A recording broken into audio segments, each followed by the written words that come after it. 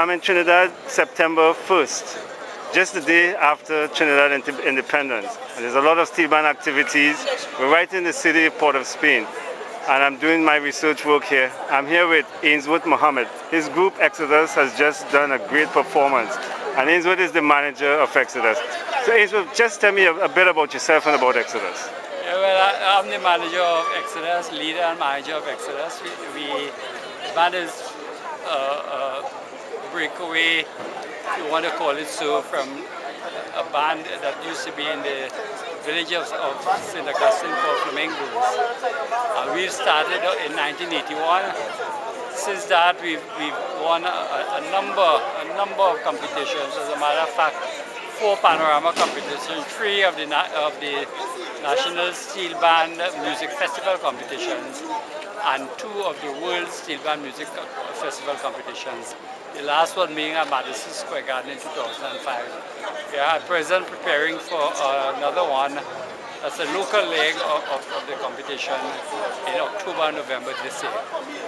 Good. Great. Well, I know I'm also a fan of Exodus, and I've been, as you know, a part of the band as a player. So I'm home here anytime I come home to Exodus. Of course you are. Right. As you know, I'm in school and I'm doing my master's in ethnomusicology, and I think we do need a lot to write about our own story. Yes. Right. So I'm pursuing this, and I'm doing a final thesis on a paper entitled "Pan in the Diaspora." Yes.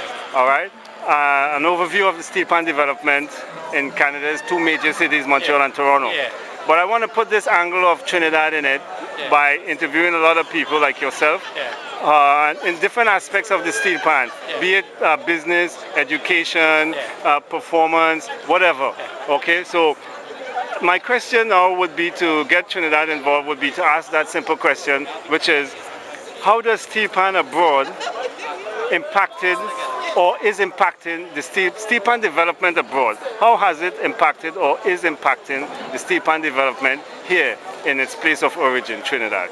All right, well, I can put it the other way, because I would think that the steel pan movement in this country really initially started to impact the world outside. So that's the way it started. And of course, what has happened, the instrument is such a, if I may say so, a wonderful instrument, and especially with a lot of young people attracted to it all over the world.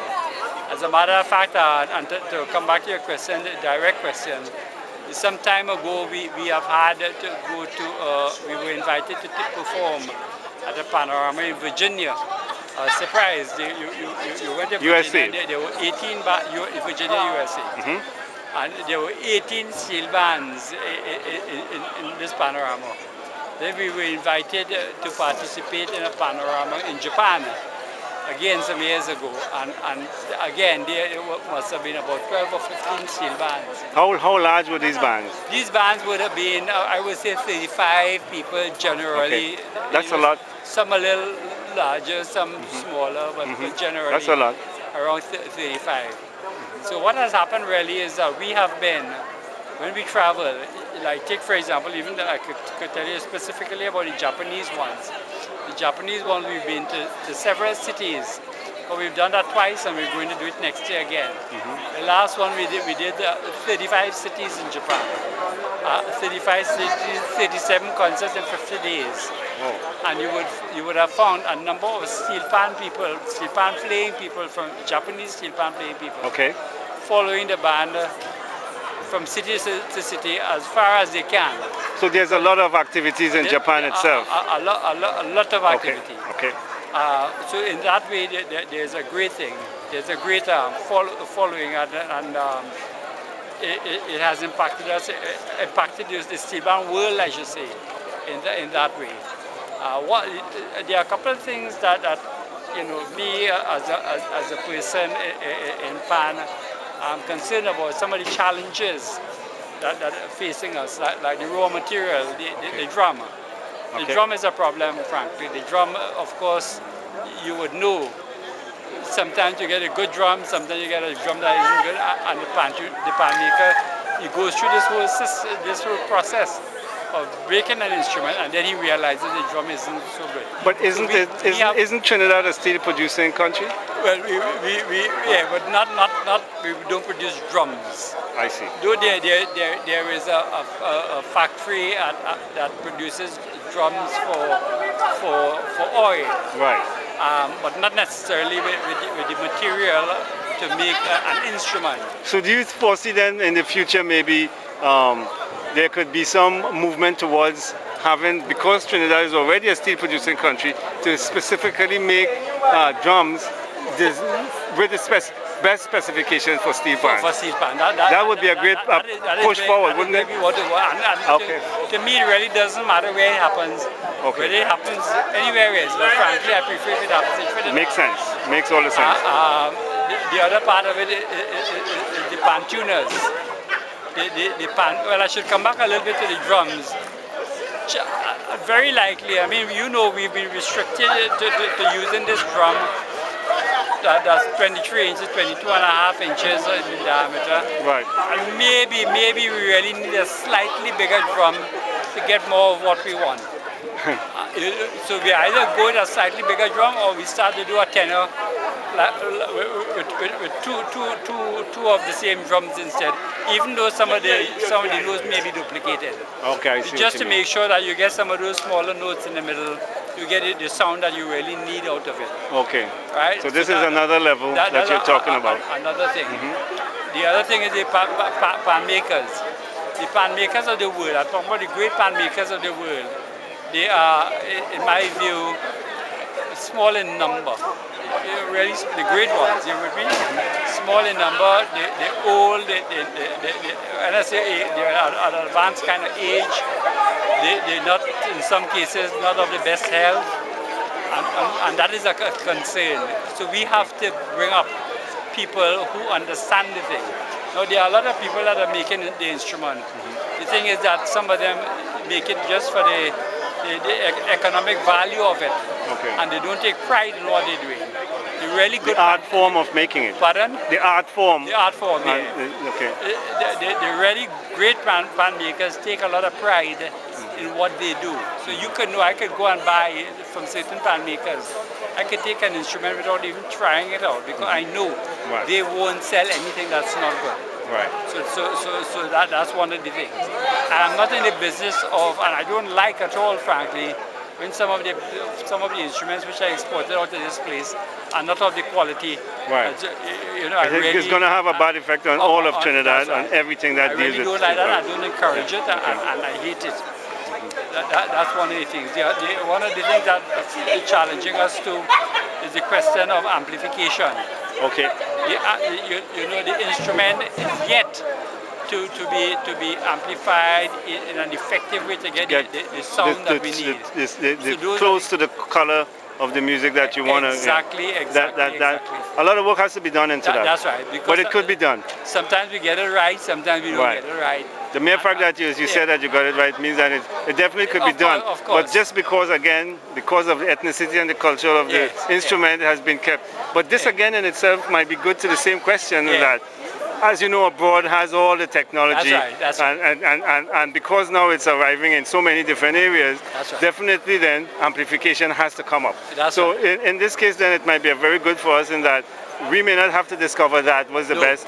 But because it's abroad already there now, you know, maybe somebody will come up with the best of it, and we will all benefit from it. And you know, in the world, when you're looking at the bigger picture, it really doesn't matter to us where it happens. Right. It really doesn't matter. The important thing is that it happens. So we want to make sure it happens, but it really doesn't matter to me where it happens in the USA or in the Far East or what. It really doesn't matter to me. So those are some of the big challenges. I mean, locally, and I'm sure it's not the same, well, I know it's not the same abroad, is the chroming of the instrument. Okay. It's another thing. Here you have two factories that are chroming. One is substandard, one who is quite good, very expensive. But none of them, I presume, are designated steel band. No, they're doing chrome as a fact, as a business, but not as steel. So what this means then in itself is that there's a lot of room for business. That's right. You just mentioned about the drum itself, the raw material of the drum. That's right. That's a big business there just to be able to produce it. And if we are wise, we would realize then it's not just producing for us here in Trinidad, but you could be producing the world. And the same thing with the chroming, to manufacture, to make it reach a certain point where you got the whole technique down in such a way. So there's a lot of room. And it comes back to, when you think about Stalin's song, Mr. Panmaker, how many grams of steel it takes to make a bass pan and so on. And what is the size of the rubber? What is the, exactly. all this sort of thing. I don't know. When I say I don't know, I should say I know that we haven't got this right yet. Okay. I am not sure yet whether this is the right thing to use. Okay. I am not sure whether it's the right texture, whether it's the right size. Okay. So there's a lot of room. That's right. A lot of room. Experimentation and get into it. Because we must not guess. With the other instruments, there's no guessing.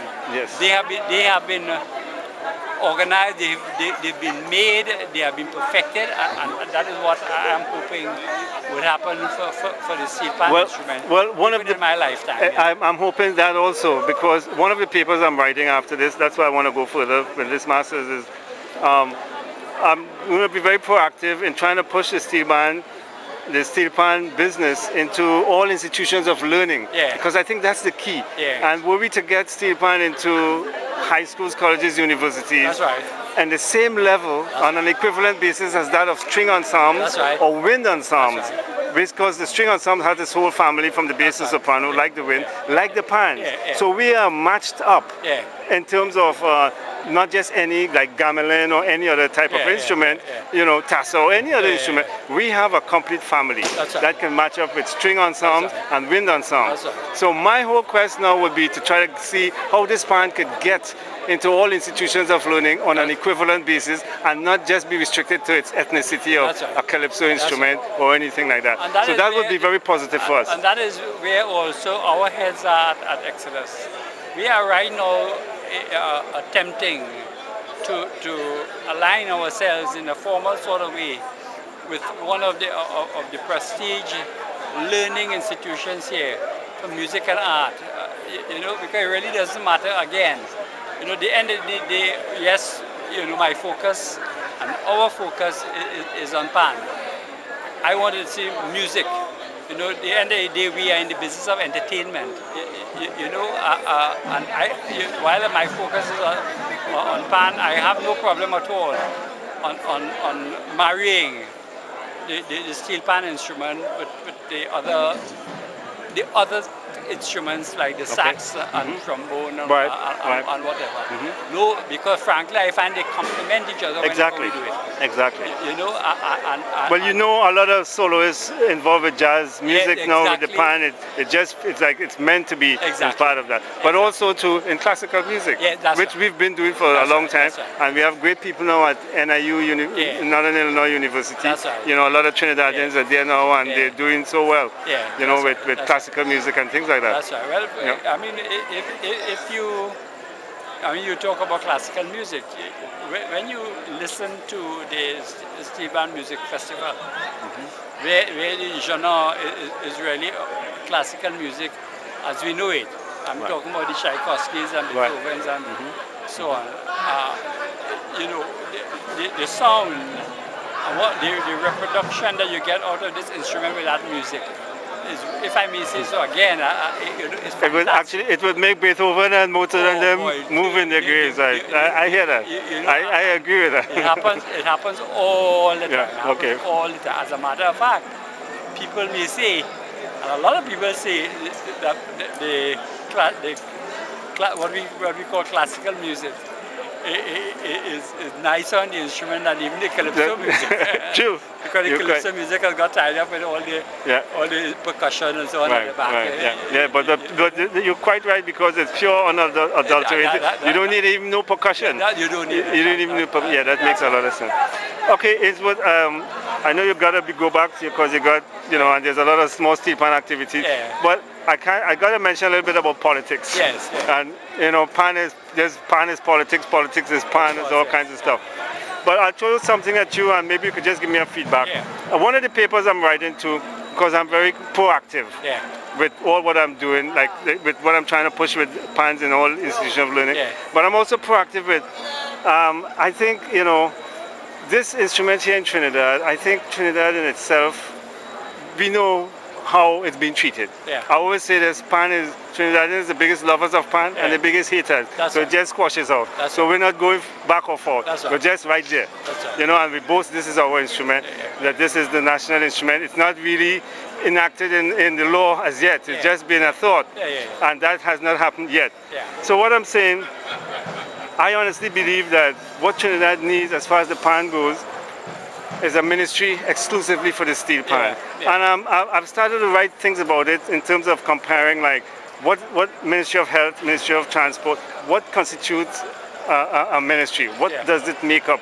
And I'm trying to analyze that and put that as regards the steel pan, as regards the pan, because I feel to do the same thing what we're talking about, getting pan abroad in such a big way, even though we know pan is being made abroad now, we're still in the game. But could you imagine if we really were to get pan in all institutions of learning? It's a multi-billion-dollar industry. We are still in the game, even though people are making it out there. And because people always still want authenticity in everything they do. So what do you think about that ministry exclusively for this? Not knowing, we know in the culture of Trinidad how it's going to be, but I'm talking about looking further ahead and seeing something like this, and not mixed with mass or any other culture. If I may say so, that is laudable, and it's something that we should all strive for. But for the time being, my view is that the Ministry of, when I say the instrument, the pan, should really be under the Ministry of Trade and Industry, because that is what it really is, and that is where the opportunities are.